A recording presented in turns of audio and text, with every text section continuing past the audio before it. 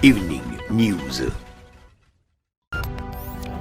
La ville garnison Kati soutient la transition à travers un tournoi de football. Des précisions à suivre dans ce journal. Village de l'entrepreneur, un cadre d'échange et d'opportunités au Mali. Nous aurons également des précisions. L'actualité à l'international Cameroun, manifestation après la mort d'une petite fille tuée par un policier.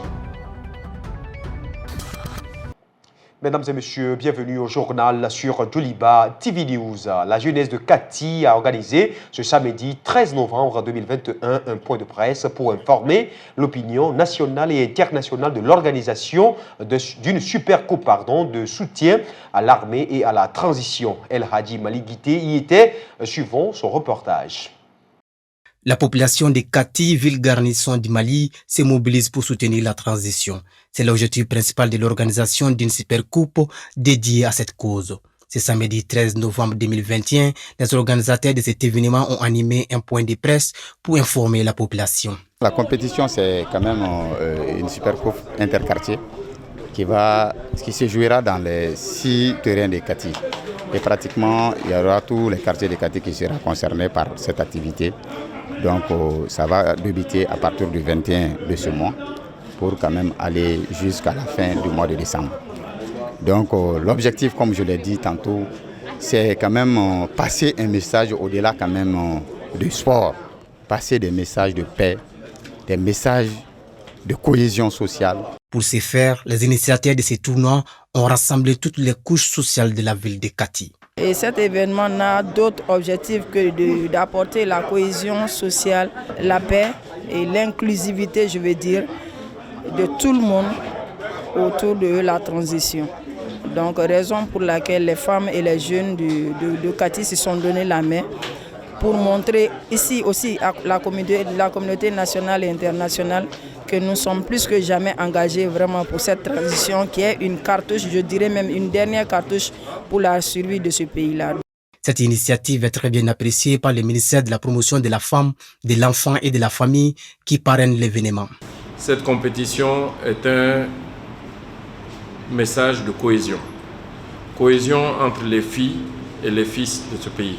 Cette cohésion, c'est celle qui mène à tout. Si nous sommes ensemble, nous serons invincibles. Je dis bien invincibles. Pour rappel, 13 équipes des différents quartiers de Kati participent à cette super coupe de soutien à la transition. Ces équipes ainsi que les arbitres qui vont officier les matchs ont tous reçu des équipements avant le début des hostilités.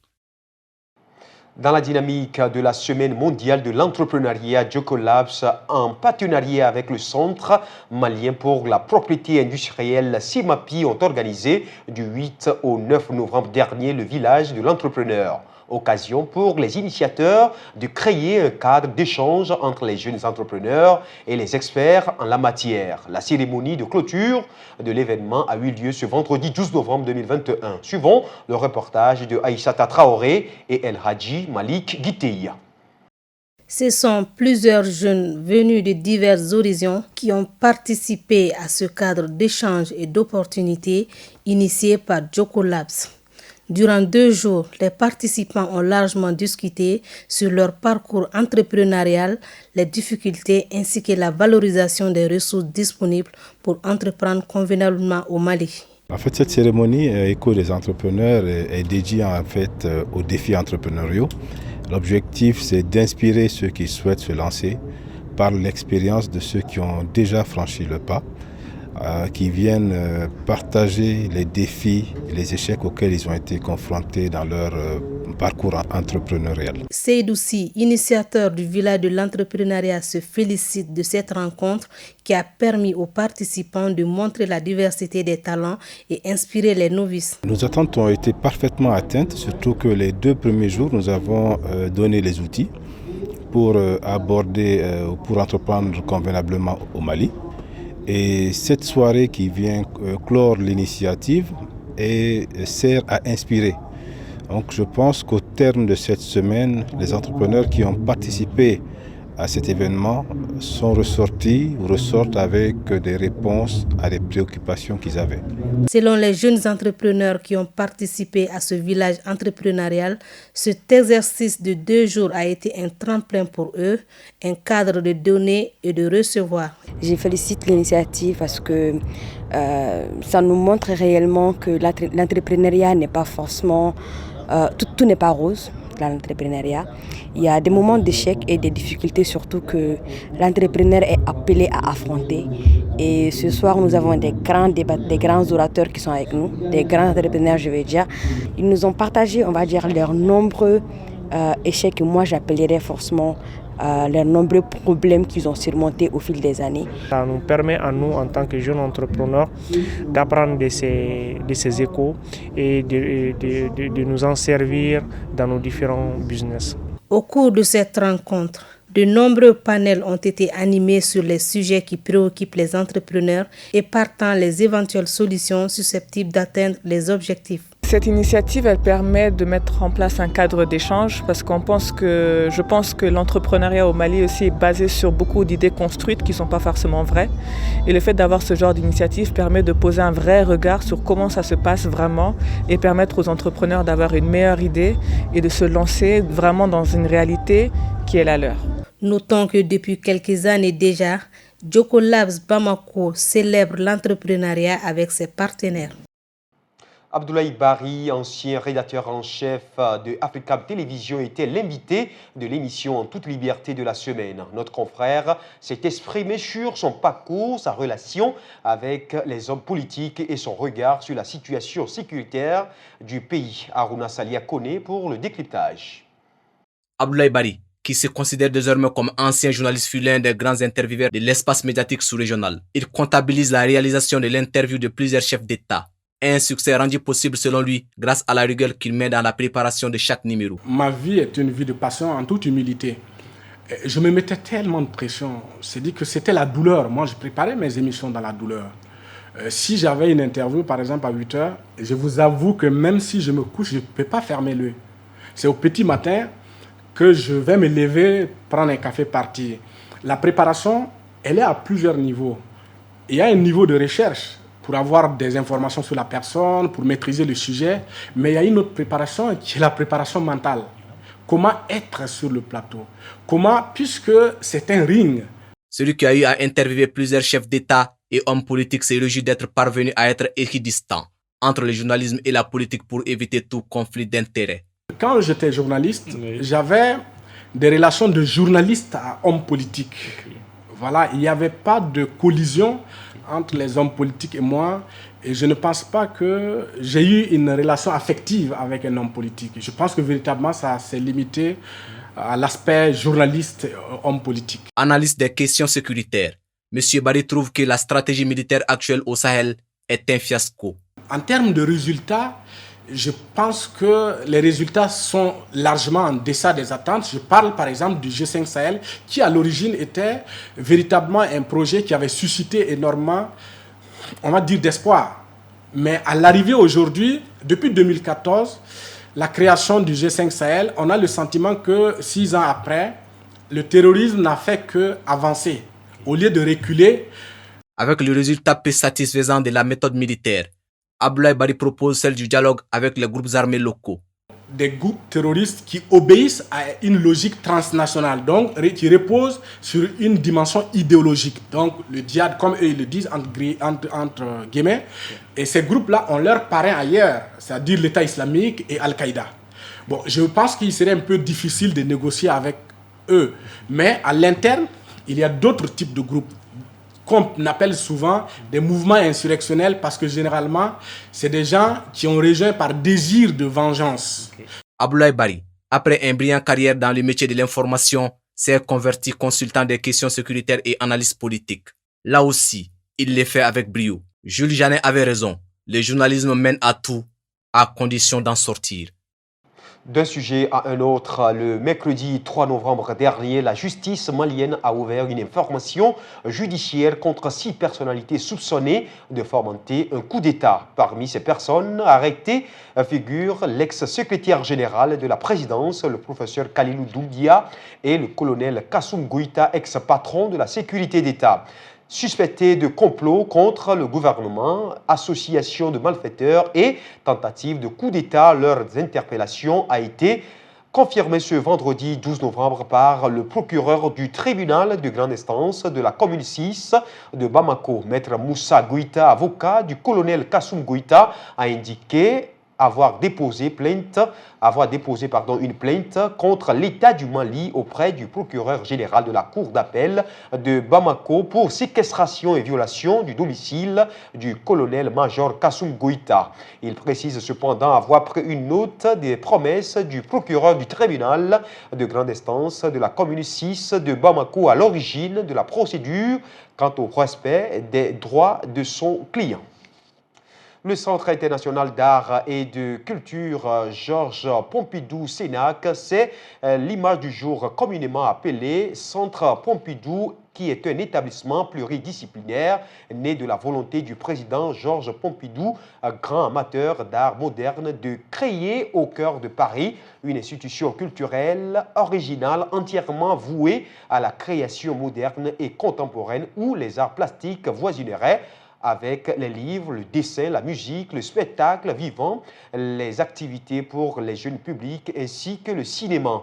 Le centre est situé dans le quartier Saint-Méry, dans le 4e arrondissement de Paris, entre le quartier de Hall à l'ouest et le Marais à l'est. Inauguré le 31 janvier 1977, le centre Pompidou a accueilli en 2019 3 273 867 visiteurs, soit une moyenne de 10 595 visites par jour.